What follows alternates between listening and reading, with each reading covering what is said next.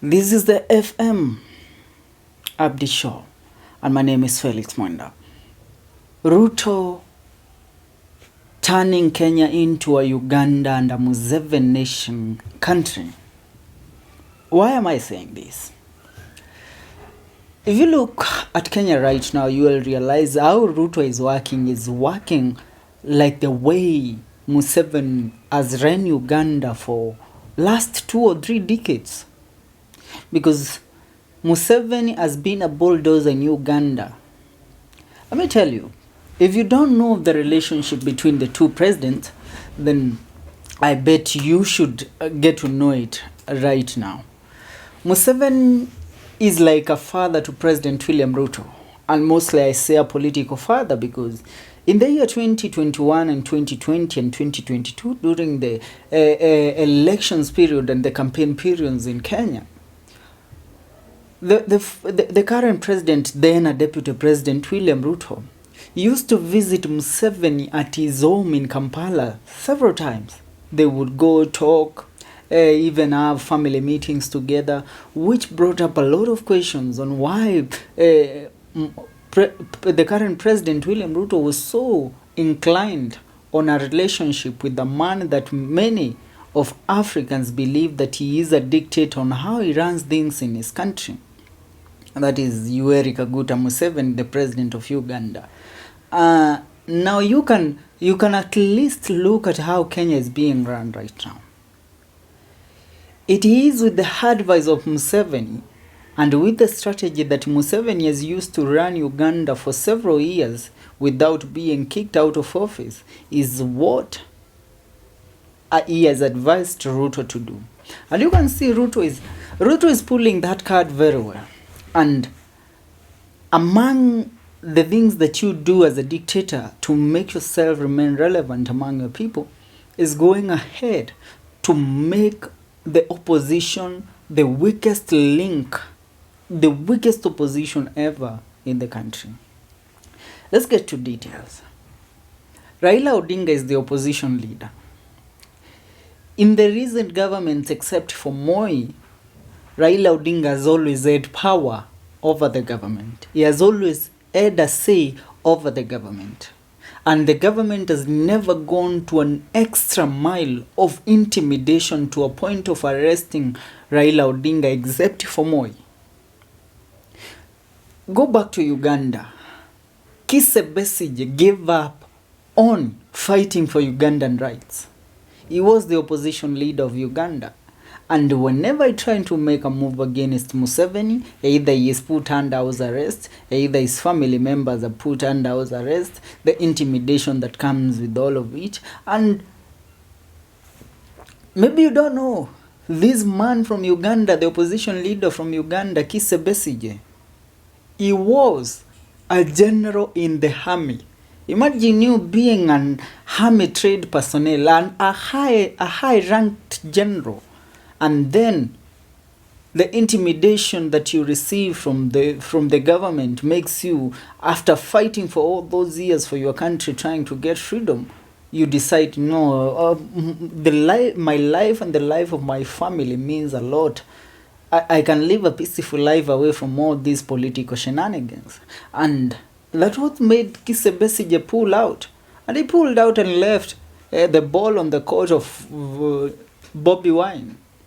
Bobi Wine has tried for the first time. He had so much influence in Uganda. But Museveni could not hand over power to that little kid. So you tell me Museveni is a close ally and a close friend. And even when I say a close friend, I mean a close family friend to William Ruto, and you expect that Ruto does not take advices from people like Museveni now to deal with Raila Odinga. And among things that he takes is intimidation. Now they arrest your strong MPs, your strong governors. They go after your kids, your financial supporters. Now when you hit at the top of the food chain, you have made the food chain so weak. There will be no supply of the food. So meaning the food chain either crumbles or it joins you. There's a popular Swahili saying that says, ukishindwa kupigana nao, hauna budi ila kujiunga na wao.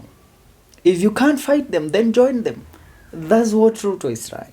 And you have seen a lot, through the intimidation that has come with all of it, a lot of MPs from the Raila Odinga side have shifted to William Ruto, because you don't want to be in a government where, yes, we as your people who elected you to office, we elected you to go there and work for us.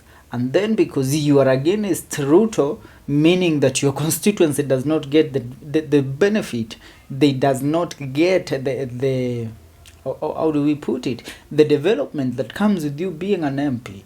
So you are sidelined. And because you don't want to get sidelined and you need your people on the ground to vote for you for the second time or third time or fourth time, you have no other option than to side with the side that brings you at least little goodies to your people, so that you will at least win a political seat again.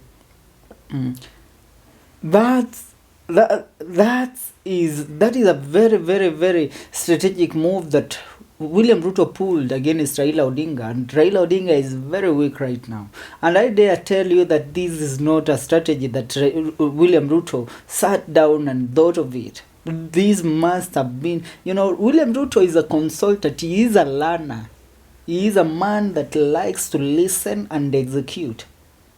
That's why you see him laughing out loudly when he hears people make even the slightest moves against his government, because he knows when you want to beat people, you have to study them. And I dare tell you, Ruto has studied Uhuru, he has studied Raila more than anyone in this country has done. The reason I'm saying this, Ruto worked with Raila Odinga for over 10 years. Ruto has worked with Uhuru Kenyatta for over 10 years. He knows them in and out for 10 years. You get? And now, he is the president with knowledge from... He has worked with Kibaki, Uhuru, he has worked with Moi. So, you think that it will be very easy for you to dethrone this kind of a man.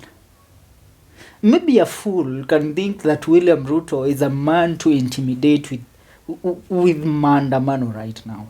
But you know that the demonstrations are bad. The demonstrations are good. But one thing that you should bear in mind, this man knows every move that you are about to pull.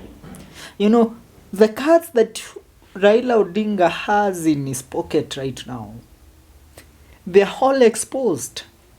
They are all exposed. That's why you wake up in the morning, an MP is missing. A certain political leader that was supporting Raila Odinga is missing. Because Ruto knows that, wait a minute, if Maina Jenga is out there, and we know the influence Maina Jenga has on the youths of Mount Kenya, what if Maina Jenga tells the youths to go ahead and start demonstrating? And we know he was a Mungiki leader. We know how ruthless Mungiki are. So, what should I do? Make that man disappear. Put him away until this atmosphere calms down. That happens. Before that, you hear, wait, Babu Owino is nowhere to be seen. Where is Babu Owino? Babu Owino has disappeared. Where has he disappeared to? He has been arrested. Why? Because Babu Owino is the most influential member of parliament this country has right now. Not only is he influential, he is a political genius at it. So, to make Raila Odinga immobile, take out these pieces from his chessboard, and you will beat him. You will beat him. So, you have seen Raila Odinga has gone missing. He is blaming it on flu. But no flu. Raila Odinga is enjoying life in Malindi with his family. Where does this advice come from? Let me tell you of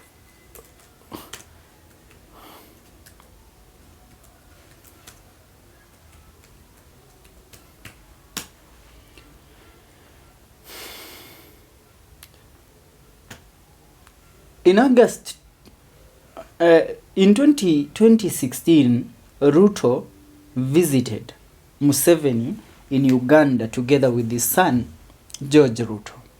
In the year 2021, Ruto visited Museveni with his son. So Ruto has gotten the advices from the highest ranked political advisors in Africa on how to deal with Raila Odinga. And I tell you, he isn't ready for an handshake. There will be no truce that will be called. There will be no truce that will be called. And that's it. You know, if you think about it, you will realize that William Ruto has made Raila Odinga's side very vulnerable.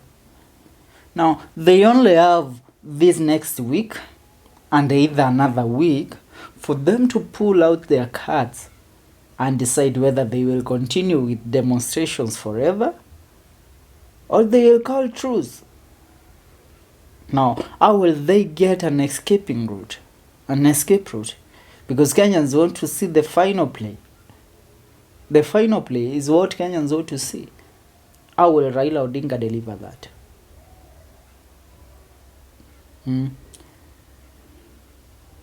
That's what's up. Go ahead and subscribe. See you in the next one. This is a FM Update Show. My name is Felix Wanda.